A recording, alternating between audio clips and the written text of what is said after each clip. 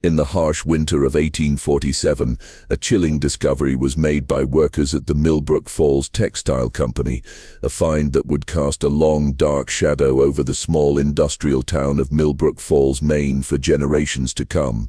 While making repairs in the company's main warehouse, they pried up loose floorboards and uncovered a hidden cache of documents, birth certificates, marriage licenses, and family records that wove a web of relationships so disturbing that local authorities, deeply entwined with the powerful family in question, chose to bury the evidence for over 40 years. These papers meticulously documented the systematic intermarriage of the Weatherbe family, the town's founding industrial dynasty, revealing 3 generations of deliberate cousin marriages engineered to consolidate an unnerving amount of power and wealth within a dangerously shrinking gene pool. At the epicenter of this genealogical nightmare stood Silas Weatherbe, a man who had married not 1, not 2, but 3 of his first cousins in rapid succession. Each of these unions had produced children, but their fates were a mystery, carefully hidden away from the prying eyes of the outside world. The discovery that winter day would ultimately expose a family secret so dark and pervasive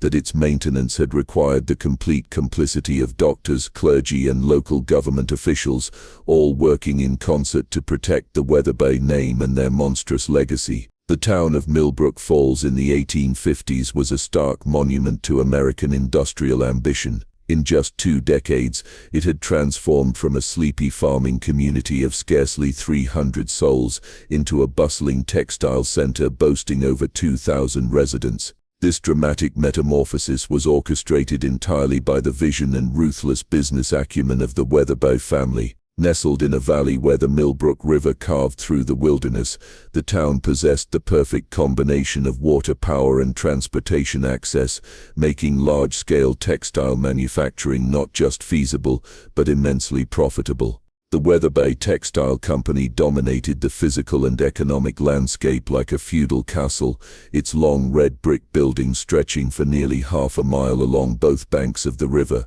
The constant thunderous rhythm of the looms from its 4 massive mills produced a mechanical symphony that pulsed through the town from dawn until well past dusk, a sound so ever-present it had become as natural to the residents as their own breathing.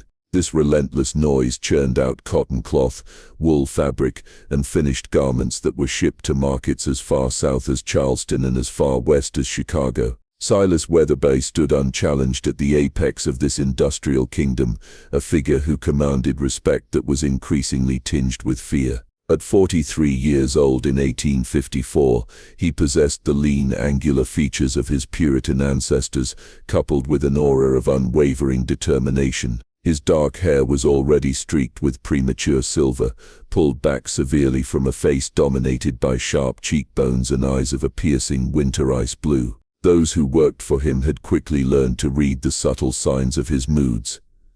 The slight tightening around his eyes when production numbers fell short, the barely perceptible clench of his jaw when questioned about family matters, the methodical drumming of his long fingers against his oak desk when plotting his next expansion. His authority was absolute. Overlooking the relentless industry below, the Weatherbe mansion stood as a granite testament to this success. A 3-story federal-style structure built from local stone, it was surrounded by meticulously manicured grounds that served as a deliberate buffer between the family and the working-class neighborhoods huddled near the mills. Its imposing facade with symmetrical windows and classical proportions projected an image of unwavering respectability and permanence. Yet, observant visitors noted peculiar details. The windows on the 3rd floor were consistently shuttered, despite lamplight being visible through their cracks in the evening hours, indicating the floor was inhabited. The servants, all of whom lived in attached quarters, performed their duties with a curious mix of efficiency and palpable nervousness, especially when questions turned to the upper floors or the family's private affairs. The spiritual life of Millbrook Falls was equally dominated by the Weatherbe influence, revolving around the stark white spire of the First Congregational Church. The family had been its principal benefactors, a fact its minister, Reverend Josiah Holbrook, never failed to remind his congregation. Holbrook, a thin man with intense eyes and a voice that could shake the rafters with talk of divine judgment, had arrived in Millbrook Falls the very year Silas took control of the company. His sermons frequently touched on themes of family duty, divine providence in business success, and the importance of keeping God's chosen families pure and unified in their purpose, a convenient theology that seemed tailor-made for his most powerful parishioners. The town's social structure was a perfect mirror of its industrial reality. At the pinnacle sat the Weatherbe family, isolated in their hilltop mansion. Below them were the supervisors, skilled craftsmen and shop owners whose livelihoods were inextricably linked to the mill's success. Families like the Hutchinsons, who ran the company store, and the Brewsters, who operated the largest boarding house, formed a crucial middle layer. At the foundation were the mill workers themselves, a diverse mix of Irish immigrants fleeing famine, French Canadians seeking better wages than the lumber camps offered, and displaced native-born Americans from failing New England farms. They endured 12-hour shifts in dangerous conditions, surrounded by the constant threats of machinery accidents, lung-clogging cotton dust, and the ever-present risk of catastrophic fire. Yet for all its hardships, working for the Weatherbe mills felt different. The wages were steady, the company housing, however basic, was maintained, and a company doctor treated injuries without charge. Silas himself would occasionally walk the mill floors, his ice-blue eyes missing nothing, and workers noted with unease his uncanny ability to remember names and personal circumstances. This attention to detail extended beyond mere efficiency. He displayed a particular interest in their family situations, asking probing questions about wives, children, and relatives that felt intrusive, crossing the line from employer concern into something more personal and unsettling. The Weatherbe tentacles reached into every facet of town life. They funded the school, donated books to the library, and provided the land for the cemetery. When the railroad finally reached town in 1852, it was Weatherbe money that ensured the depot was built in the most advantageous location for shipping their goods. Even the local newspaper, the Millbrook Chronicle, depended heavily on Weatherbe advertising revenue, and its editor Thomas Caldwell had developed a remarkable talent for putting a positive spin on any development, no matter how concerning. This control was cemented by an intricate web of family connections. Silas's uncle Ezra managed company finances, his cousin Jeremiah oversaw mill operations, another uncle Caleb served as the town's leading physician, and his cousin Rebecca had married the local magistrate. This meant that virtually every important decision in Millbrook Falls was made by someone with Weatherbe blood, creating a closed system of power that tolerated no outside interference. As 1854 drew to a close, the town had grown accustomed to this arrangement. The mills provided prosperity, the family provided leadership, and the church provided moral guidance. Few questioned why Silas, in his mid-40s and at the height of his power, remained unmarried while his siblings and cousins had long since started families. Those who did wonder concluded that a man of his stature simply hadn't found a woman worthy of his position. They could not have imagined the truth that Silas was planning a marriage that would shock the community, a union justified by twisted theological arguments and sealed by family loyalties that superseded all conventional morality. The announcement came on a crisp October morning, delivered from the pulpit by Reverend Holbrook with the solemnity usually reserved for a funeral. He proclaimed the banns of marriage between Silas Weatherbe and Miss Patience Weatherbe, his first cousin and daughter of Ezra Weatherbe, the company's financial manager. A stunned silence fell over the congregation. Patience, seated in the family pew, was a vision of pale, delicate beauty, porcelain skin, dark hair in elaborate braids, large gray eyes that held more sadness than joy for a bride-to-be. Her expensive but conservative dark blue dress did little to distract from the palpable unease that followed the service. Whispers erupted throughout the town. In the company store and boarding houses, people grappled with the news.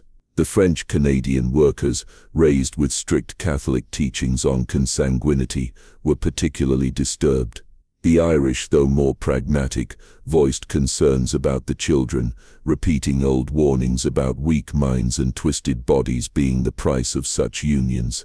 This gossip might have remained just that, were it not for the town's new physician, Dr. Marcus Penfield. Young, idealistic and freshly arrived from Harvard Medical School, he brought with him the latest understanding of heredity. Feeling a professional and moral obligation, he requested a private meeting with Silas. In Silas's Spartan office, surrounded by ledgers documenting his empire, Dr. Penfield laid out his medical concerns about the risks of cousin marriage. Silas listened with polite condescension, then smoothly dismantled his arguments. He spoke of the Weatherbe lineage being remarkably free of hereditary weaknesses, of careful records kept for generations, and finally of divine precedent, quoting Reverend Holbrook's research on the biblical patriarchs who married their cousins. When Penfield ventured to mention the social implications and the workers' talk, Silas's demeanor hardened. He coldly advised the doctor to stick to medicine and leave social concerns to those who understood the community. Dismissed, Penfield left with more questions than answers, and that evening began a private journal, documenting his growing suspicions about the family. The wedding, when it came, was a cold, subdued affair in November, lacking all the joy and community celebration typical of such events. Patience was pale and withdrawn, her vows barely audible. Silas was coolly confident, treating the ceremony like a business transaction. The reception was exclusive, closed to the mill workers who had been given the afternoon off, but pointedly not invited. Dr. Penfield, observing from a distance, noted the undercurrent of tension among the family members. That night, in the boarding houses, fueled by whiskey and unease, old Timothy Flanagan voiced what many feared: this is just the beginning. Men like Silas Weatherbe don't do anything without a purpose. There's something about that family that ain't natural. The first year of marriage passed with a surface normality.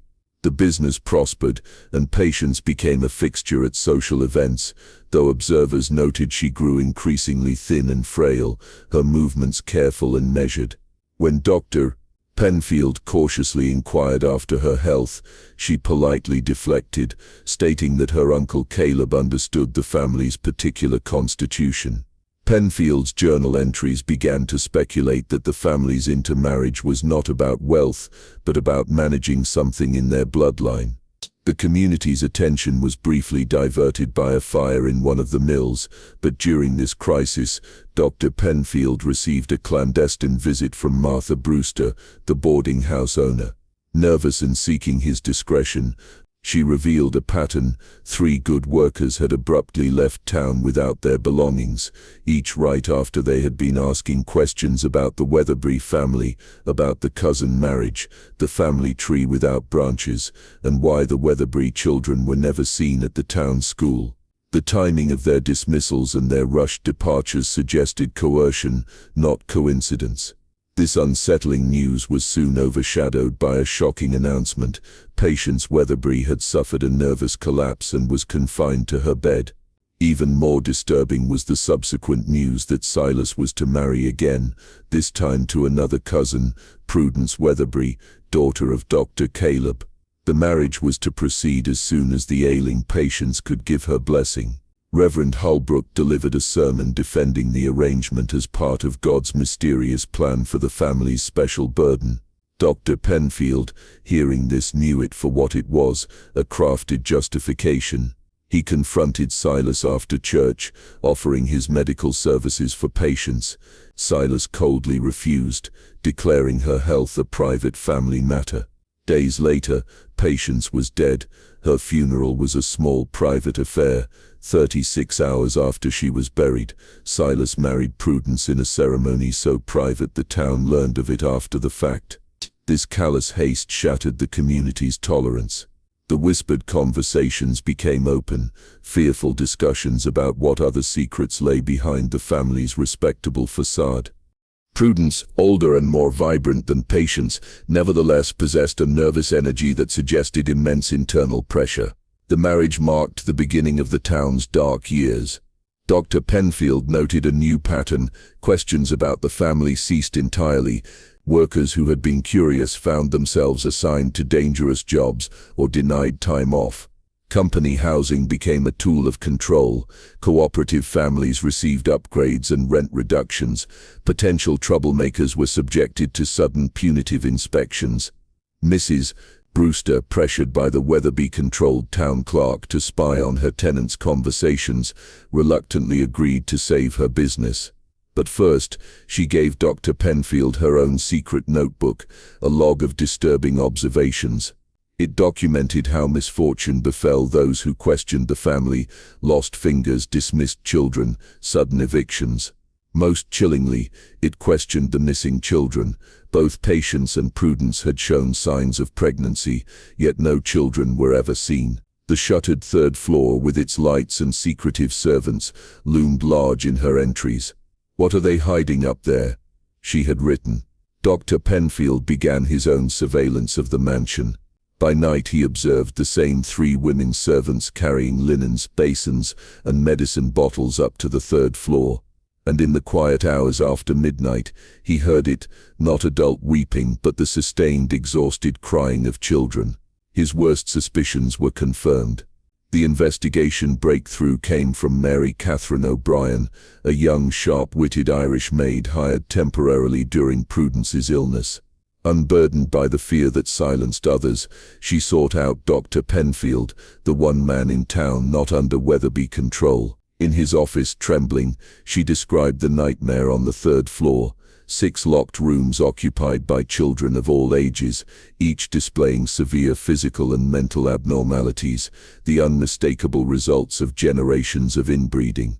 She described a boy who couldn't speak or feed himself, a girl who rocked and made animal noises, and babies with misshapen heads and twisted limbs. The children were cared for by 3 sworn to silence servants. She revealed that Silas visited every night at 9, examining the children with cold scientific detachment, making notes in a locked journal as if they were livestock in a breeding experiment. Most horrifying of all, she confirmed that both Patience and Prudence had known. Patience would weep for hours after her visits. Prudence's collapse in the garden had been a desperate attempt to flee, to prevent her own unborn child from sharing that fate. "Doctor," Mary Catherine whispered urgently, "I don't think we have much time." Mrs. Abernathy said, "Mr. Silas is planning to clean house after his marriage to Miss Charity." Dr. Penfield understood immediately. Silas's 3rd marriage to another cousin, Charity Weatherbe, was the culmination of this generational experiment. The loose ends were the living evidence, the imprisoned children and anyone who knew of them. He had to act. He devised a desperate plan for the wedding day. With Mary Catherine's help, he would create a medical diversion, gain access to the 3rd floor during the chaos, and document the horror with a camera, gambling that the presence of witnesses would protect him long enough to get the evidence out. On the eve of the wedding, during the pre-celebration, Mary Catherine slipped an emetic into the punch. Soon prominent guests, including Reverend Holbrook, were violently ill. The aged Dr. Caleb was too drunk to cope. Forced to accept Penfield's help, Silas turned pale with panic when Mary Catherine announced, loudly enough for all to hear, that a child on the 3rd floor was having a fit and needed a doctor. Cornered by propriety, Silas had to allow it. The ascent to the 3rd floor was a descent into hell. The sounds of suffering grew into a cacophony. The corridor was lined with locked doors, the air thick with the stench of waste and neglect. Mrs. Abernathy, hardened by years of managing this horror, showed him to a seizing boy. As he tended to the child, he saw the others, a girl rhythmically beating her head against a scarred wall, 2 infants with enlarged heads and twisted limbs. He used his hidden camera to document the rooms, then found the ultimate damning evidence: Dr. Caleb's medical records and Silas's journal. The journals detailed 20 years of systematic breeding, treating human reproduction like animal husbandry, noting which unions produced which defects, and coldly recording the deaths of children who became too difficult to manage. Mary Catherine rushed in. Silas was coming. Penfield handed her his bag of evidence, telling her to hide it and take it to the state capitol if he failed. He then confronted Silas in the corridor. Silas, his mask of control slipping into fury, tried to justify the nightmare as the best care possible for unfortunate conditions, arguing that exposure would only cause scandal and hurt the town. It was the logic of a man so morally corrupt he saw himself as merciful. When Penfield refused to be swayed, Silas threatened him outright, reminding him he was alone and outnumbered. Hearing men coming up the stairs, Penfield pushed past Silas and fled, trusting they wouldn't murder him in front of witnesses. He spent the next 3 days preparing multiple copies of his evidence and writing letters to colleagues, ensuring the truth would survive him. His precaution was wise. 3 days later, his body was found in the Millbrook River, an accidental drowning. But Mary Catherine had seen the men who followed him that night. She retrieved the hidden evidence and made the dangerous journey to Augusta. The evidence was so overwhelming that the state attorney general had to act. On February 14, 1857, officials raided the Weatherbe mansion. They found 8 rooms on the 3rd floor, 2 recently emptied, containing malnourished, abused children with severe genetic disorders. Dr. Caleb's records documented the murders of at least 12 children over 2 decades. Silas, Caleb, Jeremiah, and 3 servants were arrested. Charity, initially thought a victim, was revealed to be a willing participant. The trial was a sensation. Silas was convicted of conspiracy, kidnapping, and accessory to murder, sentenced to life in prison where he died, still justifying his actions. Dr. Caleb was convicted of murder but died in jail before execution. The mills were sold off, and Millbrook Falls, its horrific secret exposed, dwindled into a near ghost town. The mansion was eventually demolished, though locals claimed the cries of children could still be heard from its 3rd floor long after it was gone.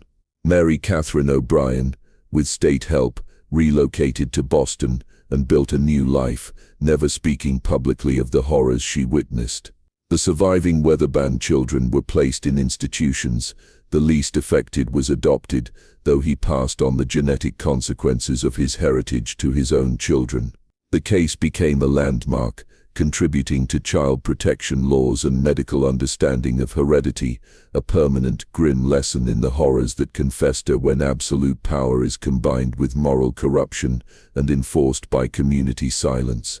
This haunting tale serves as a stark reminder of how unchecked power, when married to profound moral decay and a community's collective silence, can create an environment where unspeakable atrocities not only occur, but are allowed to fester for generations. It stands as a testament to the fact that such darkness can only persist in the shadows, and that it often falls to a single courageous individual, willing to pay the ultimate price, to finally drag the truth into the light. Now we want to hear from you. Do you believe the full extent of the Weatherbe family's crimes was uncovered, or do you think darker secrets, perhaps even older and more disturbing than those involving the 3rd floor, were buried forever with Silas in his prison cell? Share your theories and thoughts in the comments below. If this journey into Millbrook Falls' dark past captivated you, be sure to subscribe and hit the notification bell so you never miss our next exploration into history's most chilling mysteries. Share this video with a friend who appreciates a story where truth is more terrifying than fiction. Until next time.